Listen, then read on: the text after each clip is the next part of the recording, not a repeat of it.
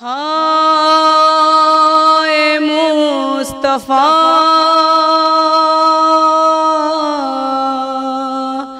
ہائے مجتبیٰ۔ اعوذ باللہ من الشیطان اللعین الرجیم، بسم اللہ الرحمن الرحیم۔ ناظرین کرام، السلام علیکم۔ عزیزان محترم، جیسے کہ ہم سب جانتے ہیں کہ آج ہے 28 صفر، یعنی شہادت رسول خدا صلی اللہ علیہ وآلہ وسلم اور امام حسن علیہ السلام۔ عزیزان گرامی، آج ہمیں پرسہ دینا ہے بی بی سیدہ سلام اللہ علیہ کو، ان کے بابا اور ان کے بیٹے کا۔ بچوں پہ میرے آفتیں جب ڈھائیں گے ظالم، بچوں پہ میرے آفتیں جب ڈھائیں گے ظالم، تب لے کے کہاں جاؤں میں ان کو میرے بابا، تب لے کے کہاں ان کو میں جاؤں میرے بابا۔ عزیزان گرامی، یہ پروگرام عزا خانہ سکینت الصغیرہ اور گریف ایجنسی کی جانب سے آپ سب کی خدمت میں پیش ہے، جس کا آغاز کرنے کے لیے میں گزارش کروں گی خواہر طوبہ صاحبہ سے کہ وہ بارگاہ رسالت میں اپنا خراج عقیدت پیش کریں۔ فرماتی تھی زہرا نا رلاؤ میرے بابا، آؤ میرے بابا۔ فرماتی تھی زہرا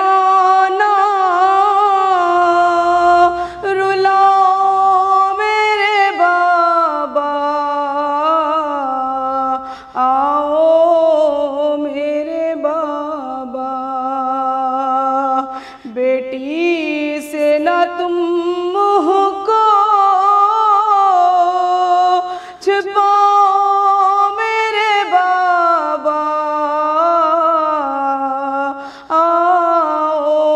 میرے بابا۔ باداب کے دنیا میں ٹھکانہ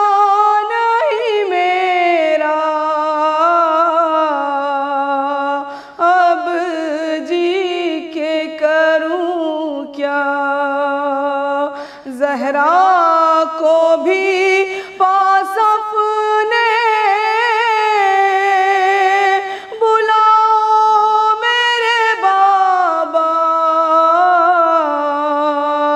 آؤ میرے بابا۔ دنیا کی نظر پھر گئی،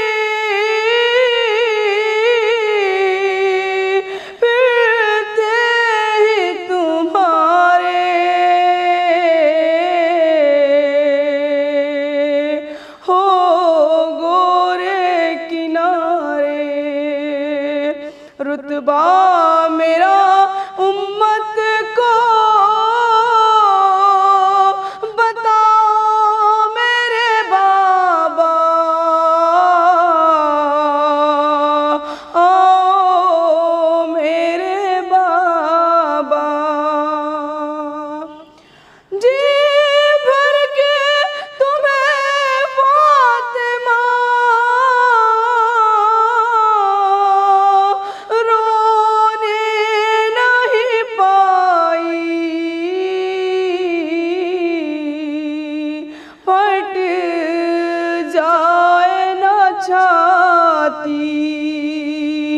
گوشا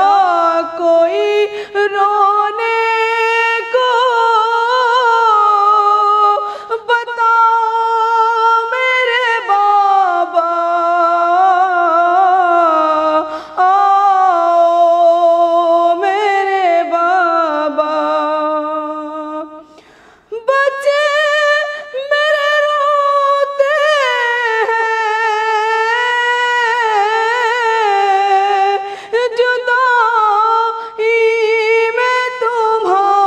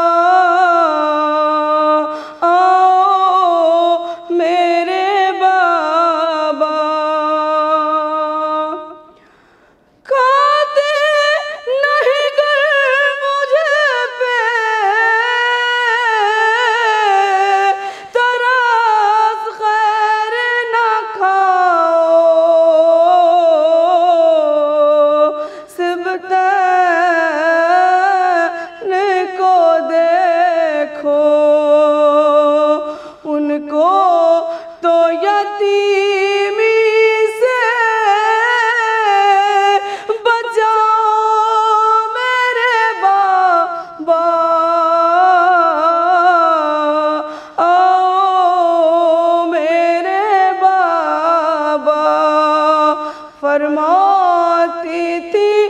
زہرا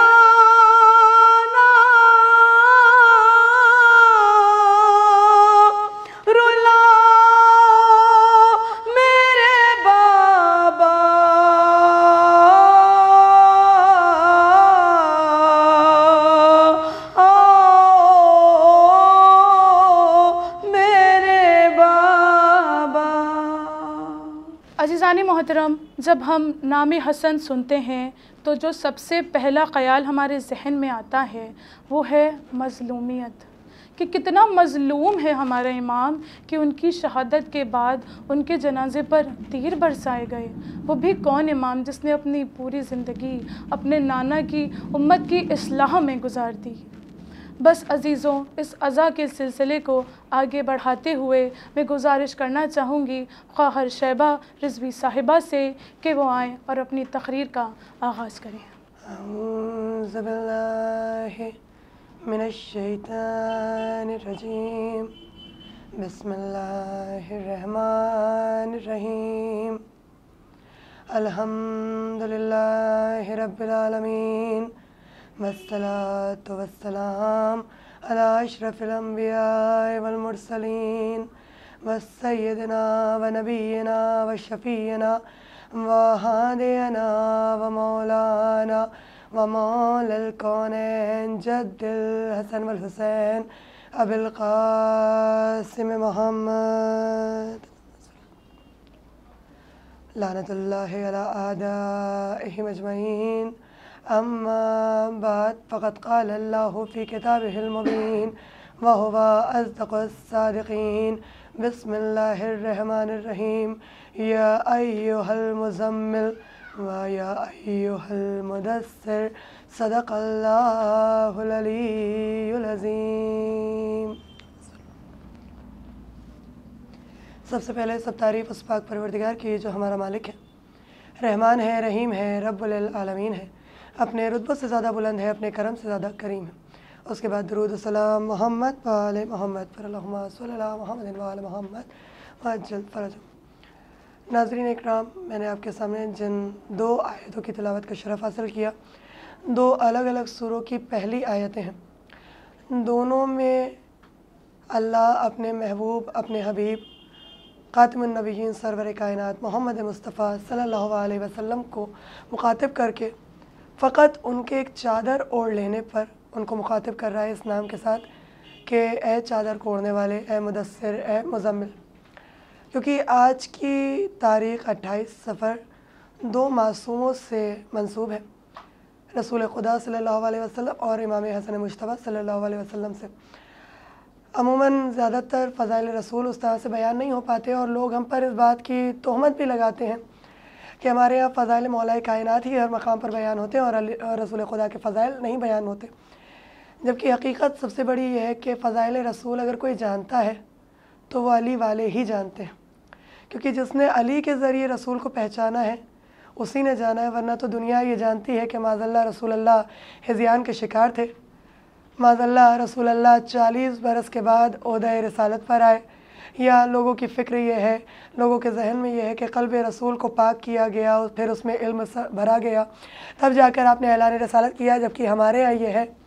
کہ اللہ نے انہی کی محبت میں کائنات کو سجایا ہے، نور محمدی موجود تھا، اس کے بعد کائنات کی خلقت ہوئی ہے، جس نے علی کے ذریعے پہچانا یقیناً اسی نے رسول خدا کو پہچانا۔ معجزات رسول بہت ہیں جسے بیان کیا جائے، 1000 سے بھی زیادہ معجزات کتابوں میں تحریر کی گئے جو رسول اللہ نے اپنی حیات میں لوگوں کے سامنے ظاہر کیے، لیکن کچھ معجزات ایسے ہیں جو فقط ان کے جسم سے منسوب ہیں۔ رسول خدا کے جسم میں ہی اتنے معجزات تھے کہ اگر اسے بیان کیا جائے تو تعداد تقریباً 24 معجزات جو آپ کے جسم مبارک میں موجود تھے ان کا ذکر ملتا ہے۔ اور جب بی بی خدیجہ کے آپ پہلی مرتبہ تجارت کے عنوان سے گئے تھے تو بی بی خدیجہ کے ایک منشی تھے جن کا نام میسرہ تھا، ان سے بی بی نے کہا تھا کہ تجارت میں ان کے ساتھ جا رہے ہو، ان کی ایک ایک عمل پر مجھے خبر دینا کہ یہ کس طرح سے اپنے دن و رات کو گزارتے ہیں۔ جب تجارت سے لوٹ کے آئے تو میسرہ نے یہ بھی بتایا کہ بی بی جتنا منافع اس بار آپ کو ہوا ہے آج سے پہلے کبھی اتنا منافع ہمیں تجارت میں نہیں ہوا۔ یہ رسول خدا کی برکت تھی کہ ان کے ہونے سے اتنا زیادہ منافع ملا۔ بی بی نے میسرہ سے سوال کرنا شروع کی، میسرہ تم نے محمد مصطفیٰ کے کردار میں کیا چیزیں دنیا سے الگ پائی ہیں؟ تو جناب میسرہ نے بتایا، بی بی یہ دنیا سے یقیناً الگ ہیں، کیونکہ ہم اور آپ جب چلتے ہیں تو خاک پر ہمارے قدموں کے نشان بن جاتے ہیں، لیکن جب یہ خاک پر چلتے ہیں تو خاک پر ان کے قدم نہیں بنتے، لیکن بعض اوقات جب یہ چٹانوں پر بھی اور پہاڑوں پر بھی چلتے ہیں تو ان کے قدم کے نشان نظر آنے لگتے ہیں۔ جب سوال لوگوں نے کیا کہ آپ کے قدم پاک کے نشان مٹی پر نظر نہیں آ رہے جہاں پہ سب کے نظر آتے ہیں، اور چٹانوں پر آپ کے قدم کے نشان بنے جا رہے ہیں جہاں پر کسی کے نہیں بن پاتے، تو مولا رسول خدا نے بیان کیا تھا کہ میں تم میں سے نہیں ہوں کہ تم مجھے اپنی طرح سمجھو، میں جہاں چاہتا ہوں وہاں اپنے نقش پا چھوڑ دیتا ہوں۔ اسی لیے دنیا میں قدم گاہ رسول بہت زیادہ مشہور و معروف ہیں، جگہ جگہ رسول خدا کے ان پیروں کے قدموں کے نشان موجود ہیں جو چٹانوں پر مولا رسول خدا نے بنا دیے۔ اس کے سوا آپ کی پیشانی سے ایک مخصوص نور نکلتا تھا، جس کے لیے امہات المومنین کے بھی جملے موجود ہیں دوسری کتابوں میں، کہ وہ کہتی ہیں اگر دن میں سوئی کھو جاتی تھی تو وہ رات کا انتظار کرتی تھی سوئی کو ڈھونڈنے کے لیے۔ صحابیان رسول نے سوال کیا کہ جو دن میں شے کھو جائے اس کے لیے رات کا انتظار کیوں کیا جاتا تھا؟ کہا کیونکہ رات میں رسول خدا گھر میں تشریف لاتے تھے اور ان کی پیشانی سے اتنا زیادہ نور ساطع ہوتا تھا کہ جو آفتاب میں نہیں تھا اور وہ آپ کی پیشانی میں موجود تھا۔ صرف یہی نہیں، آپ کی پشت مبارک پر ایک مہر نبوت تھی جس میں ختم النبیین تحریر تھا، اور اس سے بھی اتنا نور آرستہ ہوتا تھا کہ اگر ابا آپ کے پشت سے ہٹ جائے تو وہ نور آسمان تک پہنچ جاتا تھا۔ اور اسی مہر نبوت کے بوسے کے لیے ایک واقعہ ملتا ہے کہ جب رسول خدا نے اپنے آخری حجۃ الوداع کے موقع پر لوگوں کے درمیان یہ کہا کہ یہ میری زندگی کا آخری حج ہے، اور اگر میں نے کسی پر کوئی ظلم کیا ہو تو وہ مجھ سے اس بات کا قصاص لے سکتا ہے، تو اس میں سے ایک صحابی کھڑے ہوئے اور کہا یا رسول اللہ میں آپ سے قصاص لینا چاہتا ہوں کیونکہ آپ نے مجھ پر ظلم کیا۔ نبی نے کہا مجھے یاد نہیں کہ میں نے کبھی بھی کسی پر ظلم کیا ہو، لیکن انہوں نے کہا نہیں، آپ نے مجھ پر ایک تازیانہ مارا تھا اور میں اس کا بدلہ لینا چاہتا ہوں۔ نبی نے کہا انہیں تازیانہ دے دیا جائے تاکہ یہ مجھ سے بدلہ لے لے۔ انہوں نے کہا یا رسول اللہ جب آپ نے میری پشت پر تازیانہ مارا تھا تو میری پشت پر لباس نہیں تھا۔ رسول نے کہا میری ابا اور قبا کو ہٹا دیا جائے تاکہ یہ اسی طرح سے تازیانہ مجھے مار لیں جس طرح سے یہ تصور کر رہے ہیں کہ میں نے ان کی پشت پر مارا۔ جیسے ہی پشت سے ابا کو ہٹایا گیا، صحابی رسول نے تازیانے کو پھینکا اور مہر نبوت کا بوسہ لینے لگے اور کہا یا رسول اللہ میں نے یہ بات صرف اس لیے کہی تھی تاکہ آپ کی مہر نبوت کی زیارت کر سکوں۔ آج جو زیارت معصومین کو بدعت بتاتے ہیں ان کے سامنے یقیناً اس واقعے کو پڑھنا بہت ضروری ہے کہ صحابہ بھی زیارت کے قائل تھے، اور جو شے ان سے منسوب ہو جاتی تھی اس کے زیارت کے لیے جھوٹ کو بھی وسیلہ بنا لیا کرتے تھے۔ ہم جھوٹ وسیلہ نہیں بناتے بلکہ ان کی عظمت و وقار کے مطابق ان کی زیارت کا شرف حاصل کرنا چاہتے ہیں۔ صرف اتنا ہی نہیں، جناب میسرہ نے کہا کہ بی بی رسول خدا کو محمد مصطفیٰ کو پہچاننا بہت آسان ہے، چاہے وہ رات میں سب کے درمیان ہی کیوں نہ ہو۔ بی بی خدیجہ نے سوال کیا کہ کس طرح سے پہچان ہوتی ہے؟ کہ ان کے جسم سے اتنا نور چھن چھن کے نکلتا ہے کہ وہ لاکھ کالی کملی اوڑھے رہے لیکن پھر بھی آپ کے جسم سے نور نکلتا تھا، اور اس سے دیکھ کر کوئی بھی پہچان جاتا تھا کہ یہ چادر کے نیچے کوئی اور نہیں بلکہ محمد مصطفیٰ ہے۔ اس واقعے کی سبھی نے تصدیق کی ہے، ہر کتاب میں موجود ہے یہ واقعہ کہ رسول خدا جب لیٹتے تھے اور چادر تا قدم اوڑھ لیتے تھے تو آپ کے جسم سے نور نکلتا تھا، اس سے آپ کی پہچان ہو جاتی تھی۔ اب اگر کسی کو شب ہجرت اپنے بستر پہ سلایا ہوگا تو یقیناً اس کا بھی جسم اسی طرح کا ہوگا کہ اگر جسم رسالت سے نور چھن چھن کے باہر نکل رہا ہو چادر سے، اور علی بستر رسول پر چادر رسول اوڑھ کر سو جائے تو وہی نور نکلتا نظر آ رہا ہوگا جو رسول کے جسم سے نکل رہا تھا، کیونکہ دیکھنے والے مشرکین و کافر یہی سمجھتے رہے کہ چادر کے نیچے نبی سو رہے ہیں نہ کہ علی سو رہے ہیں۔ تو بہت سارے واقعات ہیں۔ نبی کے جسم کا ایک معجزہ یہ ہے کہ آپ کے بال اور ناخن نہیں بڑھتے تھے، جتنے ناخن تھے بس اتنے ہی رہتے تھے، وہ بڑھتے نہیں تھے، آپ کے بال بڑھتے نہیں تھے، اسی لیے کبھی آپ کو انہیں کاٹنے کی ضرورت نہیں پڑتی تھی، کیونکہ اللہ کو گوارا نہیں تھا کہ میرے محبوب کے جسم کے بال اور ناخن کاٹے جائیں اور اس پر کوئی اس کی بے حرمتی کرتا نظر آئے، اسی لیے کبھی آپ کے جسم کے بال اور ناخن نہیں بڑھتے تھے۔ بس ایک ہی موقع حجۃ الوداع کا ملتا ہے کہ آپ نے اپنے بال منڈوائے تھے اور تبرکاً صحابہ اکرام نے وہ بال اپنے پاس جمع کر لیے۔ آج بھی ان کی زیارت منہ مبارک کے نام سے کرائی جاتی ہے۔ کہنا یقیناً بنتا ہے کہ ماننے کو آئیں تو بال کو مان لیتے ہیں اور نہ ماننے پر آئیں تو آل کو نہیں مانتے ہیں۔ لہٰذا آج بھی اور کہا جاتا ہے کہ رسول خدا کے منہ مبارک اگر ہاتھ میں لے کر دعا مانگی جاتی تھی تو وہ دعا مستجاب ہو جاتی تھی۔ ہم بھی وسیلے کے قائل ہیں اور وہ بھی وسیلے کے قائل ہیں، لیکن آج ان کے ماننے والے وسیلے کو چھوڑ کر سیدھے خدا سے رابطہ قائم کرنا چاہتے ہیں، جبکہ خدا تک رسائی کے لیے نبی اور ان کی آل کا وسیلہ ہونا بہت ضروری ہے۔ تو نبی کے جسم کے بال بھی نہیں بڑھتے تھے، نبی کے ناخن بھی نہیں بڑھتے تھے۔ میسرہ نے کہا جب بھی رسول چلتے تھے تو کبھی بھی ان پر دھوپ اپنے اثر نہیں کر پاتی تھی، کیونکہ ایک ابر ہمیشہ آپ کے اوپر سایہ فگن رہتا تھا۔ اللہ کو گوارا نہیں کہ میرے محبوب کا سایہ بھی زمین پر آئے اور اس پر کسی کا قدم آ جائے۔ اتنی عظمت ہے رسول خدا کی، یقیناً جس کا مرتبہ نگاہ پروردگار میں اتنا بلند ہو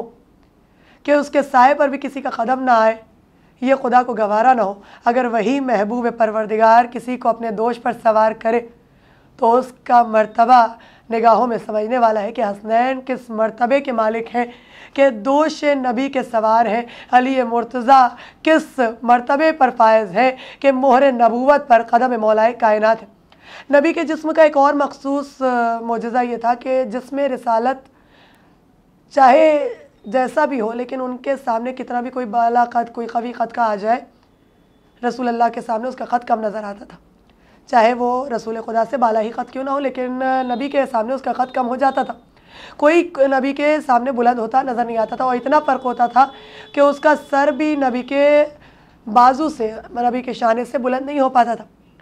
صرف دو ہی مقام ایسے نظر آئے ہیں کہ کوئی نبی سے بلند ہوتا نظر آیا ہے، اور وہ بھی اس طرح سے کہ ایک موقع خانہ کعبہ میں بت شکنی کا تھا کہ مولا کائنات دوش رسول پر آئے ہیں، دوسرا موقع میدان غدیر میں مولا کائنات کی ولایت کا موقع تھا کہ رسول خدا نے خود اپنے ہاتھوں پر علی کو بلند کر کے دکھایا تھا اور کہہ دیا تھا من کن تو مولا ہو فہذا علی مولا۔ یہی دونوں موقع ہیں کہ علی نبی سے بلند نظر آئے ہیں، ورنہ کوئی کبھی نبی سے بلند بھی نظر نہیں آیا، حتیٰ کہ مولا کائنات بھی، جس کی مثال مباہلے کے لیے دی جا سکتی ہے کہ جب پنجتن پاک مباہلے کے میدان کے لیے چلے ہیں تو رسول خدا آگے آگے تھے، نبی کے پیچھے مولا کائنات تھے، مگر کسی نے مولا کو دیکھا ہی نہیں تھا۔ یہ جسم رسالت کا معجزہ تھا کہ ان کے آگے کوئی ان سے قد سے بھی زیادہ بلند نہیں ہو سکتا تھا۔ اور بھی معجزات ملتے ہیں اور یقیناً بیان کیا جائے کہ اگر میسرہ کہتے ہیں کہ جب رسول خدا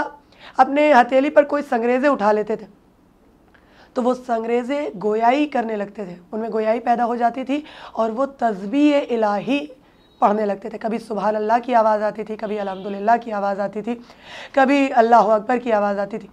صرف اتنا ہی نہیں، میسرہ نے کہا اگر راستے میں کوئی ایسا کنواں پڑ جائے جس میں پانی موجود نہ ہو یا اس کا پانی پینے کے لائق نہ ہو، کھارا ہو، تو یہ محمد مصطفیٰ خالی اپنا لعاب دہن اس کنویں میں ڈال دیتے تھے۔ اگر پانی نہ ہو تو کنویں میں پانی موجود ہو جاتا تھا، اور اگر پانی پینے کے لائق نہ ہو تو ان کے لعاب دہن کے اثر سے پانی میٹھا اور پینے کے لائق ہو جاتا تھا۔ جس کے لعاب کا یہ اثر ہو، سوچیے اس کے خون کا کیا اثر ہوگا، اس کی عظمت کا کیا اثر ہوگا، ان کی آل کا کیا اثر ہوگا۔ لیکن وہی بات ہے کہ عظمت رسول کو ماننے والے حقیقتاً جو علی سے جڑے گا وہی عظمت رسول جانے گا، اور علی کے بنا کوئی عظمت رسول جان ہی نہیں سکتا۔ رسول خدا کے بہت سارے معجزات ہیں، میں مختصری طور پر کیونکہ وقت کم ہوتا ہے اور اسی سلسلے میں کیونکہ بیان رسول خدا کے فضائل بیان کیے ہیں تو ارادہ یہ ہے کہ مصائب امام حسن مجتبیٰ بیان کیے جائیں۔ امام حسن کے لیے فضائل کے سلسلے میں بس ایک ہی جملہ بیان کرنا ہے کہ بہت سے لوگ اس بات کو کہتے ہیں کہ معاذ اللہ مولا حسین کی طرح مولا حسن شجاع اور بہادر نہیں تھے، معاذ اللہ اس طرح کے جملے لوگوں کے زبان پہ آ جاتے ہیں، کیونکہ انہوں نے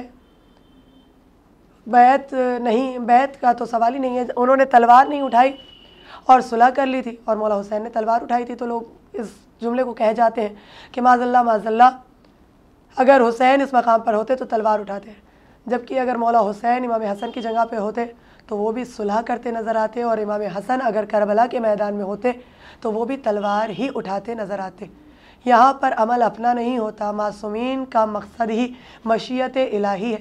یہ کوئی عمل کچھ اپنے آپ سے نہیں کرتے، جو اللہ چاہتا ہے وہی کیا کرتے ہیں۔ نہ صلح امام حسن نے اپنے آپ سے کی تھی، نہ جنگ مولا حسین نے کی تھی، صلح امام حسن سے کی گئی تھی اور جنگ مولا حسین سے کی گئی تھی۔ لیکن صلح کے باوجود بھی مولا حسن کو کیا ملا؟ مولا حسن پر تب بھی زہر دغا سے انہیں شہید کیا گیا، اور ایک مرتبہ نہیں بلکہ 7 مرتبہ امام حسن کو زہر دغا دیا گیا۔ ہر مرتبہ زہر آپ کے جسم کو کمزور کر جاتا تھا۔ جب 6 مرتبہ زہر دے دیا گیا تو امام حسن کی کیفیت، آپ کا جسم اتنا کمزور ہو گیا تھا کہ آپ اپنے آپ سے اٹھ بھی نہیں پاتے تھے۔ ہمیشہ آپ کی نگرانی میں مولا عباس سایہ فگن رہتے تھے، بی بی زینب آپ کے ہمراہ رہتی تھی، مولا حسین سائے کی طرح آپ کے ساتھ رہتے تھے۔ اب ملعون کو یہ فکر ہونے لگی کہ انہیں کس طرح سے زہر دیا جائے کہ کوئی عباس کے ہوتے ہوئے امام حسن تک پہنچ نہیں سکتا تھا۔ اس نے گھر کے لوگوں کی فکر کی کہ کوئی گھر کا ایسا ہو جو زہر حسن کو دے دے۔ جودہ بنت اشست کو اس نے چنا، اسے دولت کی لالچ دی گئی، اور اس کے بعد اسے زہر دیا گیا جو بادشاہ روم سے منگایا گیا تھا، جس کے لیے ملتا ہے اگر فرات میں اس زہر کا ایک قطرہ ڈال دیا جاتا تو پانی میں موجود تمام کی تمام مچھلیاں مر جاتی۔ وہی زہر ہمارے اور آپ کے دوسرے امام حسن مجتبیٰ کو دیا گیا۔ عزاداران حسین پانی میں ملا کر جب امام کو زہر دیا گیا، اور ادھر امام نے اس کاسے آپ کو اپنے دہن تک لگایا، امام کے ہاتھوں سے وہ پانی کا کاسا چھوٹا، ادھر کاسے کا چھوٹنا تھا۔ امام حسین آپ کے قریب آئے، بی بی زینب آپ کے قریب آئیں، بی بی ام فروہ آپ کے قریب آئیں، اور امام حسن نے کہا ذرا میرے سامنے تشت لے آؤ۔ تشت کا آنا تھا کہ امام نے دہن سے لہو اگلنا شروع کیا، اور خالی دہن مبارک سے لہو نہیں بلکہ آپ کے قلب کے ٹکڑے گرنا شروع ہو گئے۔ اتنا زہر شدید تھا کہ قلب حسن پارا پارا ہو گیا،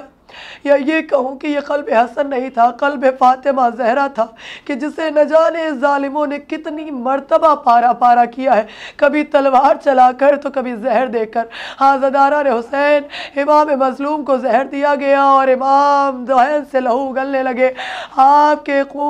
کے دہن سے آپ کے قلب کے ٹکڑے باہر آ رہے تھے۔ امام نے امام حسین کو کہا ایسے آپ وقت کے امام ہیں، آپ کا غسل و کفن دیا گیا، گھر سے جنازہ شان سے چلا، لیکن ایسا جنازہ تاریخ میں کوئی اور نظر نہ آیا جیسا امام حسن کا جنازہ تھا، کہ ایک بار گھر سے نکلنے کے بعد واپس گھر میں لایا گیا ہو، اور یوں ہی نہیں آیا گیا تھا۔ ملعونہ نے تیروں کی بارش کروائی، 70 تیر امام کے جنازے میں پیوست ہو گئے۔ مولا عباس کو جلال آیا، ہاتھ تلوار کے قبضے پر گیا، لیکن حسین نے کہا عباس یہ کرب و بلا نہیں ہے، عباس کربلا کے انتظار میں ہے، لیکن آئے کربلا میں بھی اجازت نہ ملی،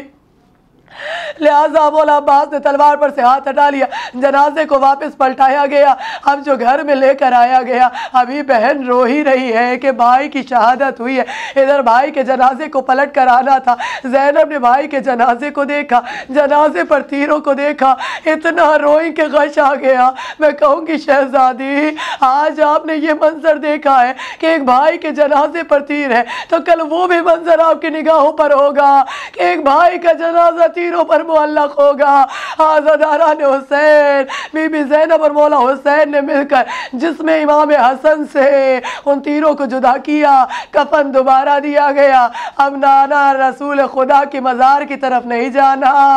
جنازہ جنت البقیع ماں کی لحد کے قریب جا رہا ہے۔ یوں بھی اگر کوئی سہارا نہ ملے تو ماں تو اپنی آغوش میں سمیٹ ہی لیتی ہے۔ امام حسن کے جنازے کے لیے آواز آ رہی تھی، اے میرے لال، اگر یہ لوگ تمہیں تمہارے نانا کے قریب نہ دفن ہونے دیں گے تو یہ ماں تمہیں اپنے پاس بلا رہی ہے۔ آزادارو، جنت البقیع خالی فرقد فاطمہ زہرا نہیں ہے، بلکہ 5 معصوموں کی قبریں ہیں جن پر سایہ نہیں ہے۔ آئے حسین کو کیسے سکون ملتا ہوگا کہ ماں کا جسم، ماں کی قبر بے سایہ ہے، بھائی کی قبر پر کوئی سایہ سایہ نہیں ہے، بیٹے کی قبر پر کوئی سایہ نہیں ہے۔ آزاداران حسین جنت البقیع میں امام حسن کو ماں کے پہلو میں دفن کر دیا گیا۔ لیکن میں کہوں گی مولا اگر کوئی گستاخی ہو جائے تو معاف کر دیجئے گا، مولا آپ کو غسل تو مل گیا نا، مولا آپ کو کفن تو دیا گیا نا،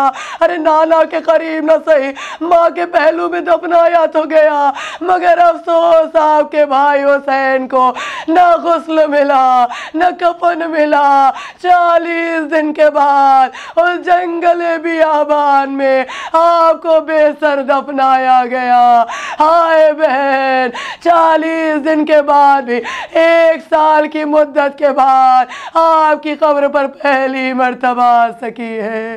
الا لعنت اللہ علی القوم الظالمین۔ عزیزان محترم، کیا ہم اس بات پہ غور و فکر کرتے ہیں کہ کیوں ہمارے رسول خدا صلی اللہ علیہ وآلہ وسلم نے اپنی پوری زندگی اذیت اور مصیبت میں گزاری؟ کیوں انہی نے اتنی مصیبتیں اپنی زندگی میں سہیں؟ مقصد کیا تھا اس کا مقصد صرف ایک تھا کہ کیسے اپنی امت کی اصلاح ہو سکے، جو بے شک ان کے 2 عزیز نواسوں نے برقرار رکھی۔ خاکے پتھر بھی جو امت کو دعا دیتے رہے، خاکے پتھر بھی جو امت کو دعا دیتے رہے، ایسے محسن کا نا احسان بھلانا لوگوں، ایسے محسن کا نا احسان بھلانا لوگوں۔ بس عزیزان محترم، اس عزا کے سلسلے کے دوسرے پہلو کی طرف بڑھتے ہوئے میں گزارش کرنا چاہوں گی خواہر اندلیب اور خواہر تنظیم سے کہ وہ آئیں اور بی بی سیدہ سلام اللہ علیہا کی خدمت میں اپنا پردرد کلام پیش کریں۔ روتے ہیں اہل حرام، ہو گئے رخصت حسن، ہائے امام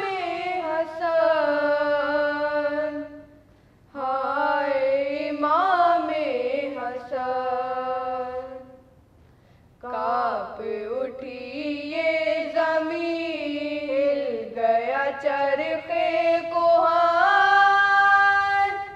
ہائے امام حسن، ہائے امام حسن، روتے ہیں اہل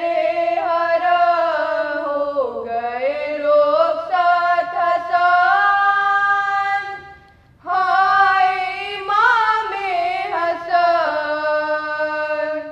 ہائے امام حسن، فاطمہ کے لال کو زہر دغا دے دیا، سبز قبا پھول کو ہائے یہ کیا دے دیا، سبز قبا پھول کو ہائے یہ کیا دے دیا، سوگ میں ڈوبا ہوا روتا ہے سارا چمن، ہائے امام حسن، ہائے امام حسن، روتے ہیں اہل حرم، ہو گئے رخصت حسن، ہائے امام حسن، ہائے امام حسن، جانب رخصت ہوئی چھا گئی ویرانیاں، چیختی سر پیٹتی رہ گئی سیدانیاں، چیختی سر پیٹتی رہ گئی سیدانیاں، شور فغن ہر طرف گھیرے ہیں رنجو مہان، ہائے امام حسن، ہائے امام حسن، روتے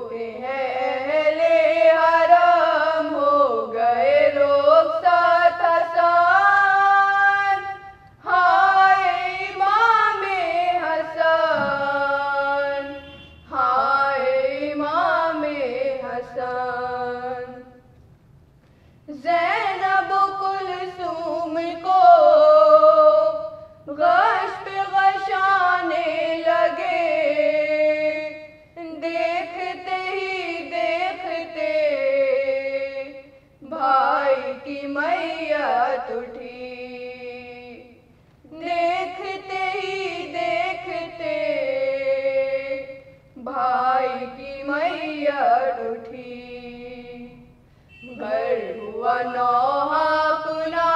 نوحہ پڑھے ہر بہن، ہائے امام حسن، ہائے امام حسن، روتے ہیں اہل حرم ہو گئے رخصت حسن، ہائے امام حسن، ہائے امام حسن، کس کو ہے اس کی خبر، تڑپے ہیں کتنے امام، منہ سے نکلتے رہے ٹکڑے جگر کے تمام،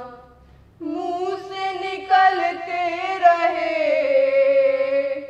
ٹکڑے جگر کے تمام، سارا لہو بہہ گیا ہو گیا نیلا بدن، ہائے امام حسن، ہائے امام حسن، روتے ہیں اہل حرم ہو گئے رخصت حسن، ہائے امام حسن، ہائے امام حسن، کس پہ ہمیں چھوڑ کے جاتے ہو بابا جناب، کنبے کا دل توڑ کے جاتے ہو بابا جناب، کنبے کا دل توڑ کے جاتے ہو بابا جناب، تھام کے دل کو کرے بین یتیم حسن، ہائے امام حسن، ہائے امام حسن، روتے ہیں اہل حرم ہو گئے رخصت حسن، ہائے امام حسن، ہائے امام حسن، ہائے جیے جب تلک کتنے ستائے گئے، مر کے بھی تابوت پر تیر چلائے گئے، مر کے بھی تابوت پر تیر چلائے گئے، خون میں ڈوبا کفن ہو گیا چھلنی بدن، ہائے امام حسن، ہائے امام حسن، روتے ہیں اہل حرم ہو گئے رخصت حسن، ہائے امام حسن۔ ماشاء اللہ، اہل البیت علیہم السلام آپ کی اس عبادت کو قبول فرمائیں، اور میں پھر سے گزارش کرنا چاہوں گی قاہر طوبہ سے کہ وہ بارگاہ امام حسن المجتبیٰ کی خدمت میں اپنا پردرد کلام پیش کریں۔ کرتی تھی زینب بیان، بھائی حسن مر گئے، کرتی تھی زینب بیان، بھائی حسن مر گئے، کیوں نہ ہو محشر آیا، بھائی حسن مر گئے، کرتی تھی زینب بیان،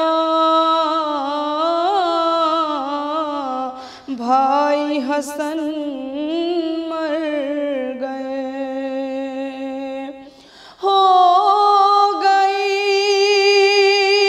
ہم پر جفا، زہر دغا دے دیا، ہوا منہ سے روا بھائی حسن مر گئے، کرتی تھی زینب بیاں بھائی حسن مر گئے، پیٹتے ہیں سر حسین، دل کو ہو کس طرح چین، بابا ہے نامہ جان بھائی حسن مر گئے، کرتی تھی زینب بیاں بھائی حسن مر گئے، سر پہ نہ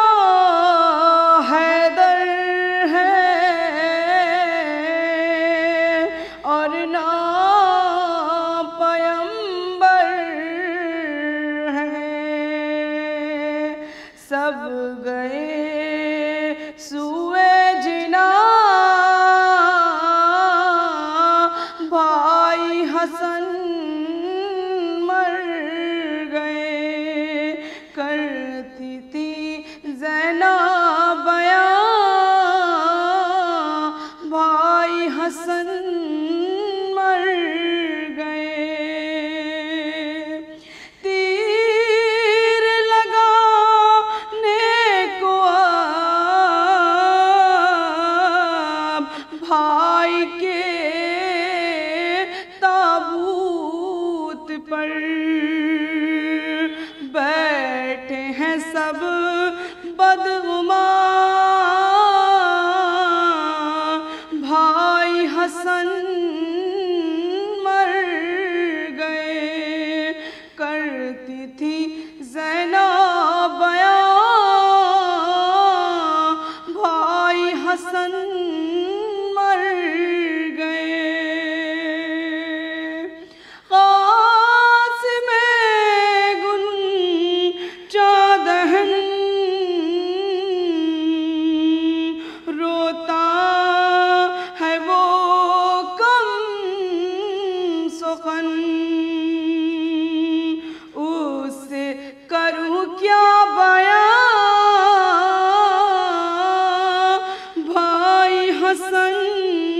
مر گئے، کرتی تھی زینب بیاں بھائی حسن مر گئے، عاشق بہاتی ہوں میں، خاک اڑاتی ہوں میں، کرتی ہوں آہو فغاں بھائی حسن مر گئے، کرتی تھی زینب بیاں بھائی حسن مر گئے، کیوں نہ ہو محشر آیا بھائی حسن مر گئے۔ بس عزیزوں، میں بہت شکر گزار ہوں آپ سب کی کہ آپ سب نے اس عظیم عبادت میں ہمارا ساتھ دیا۔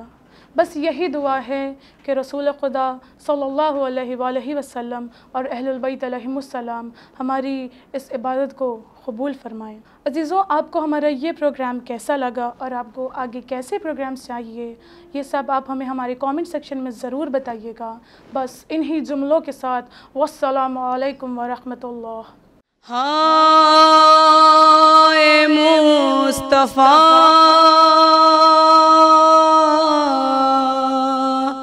ہائے مجتبیٰ، ہائے مصطفیٰ،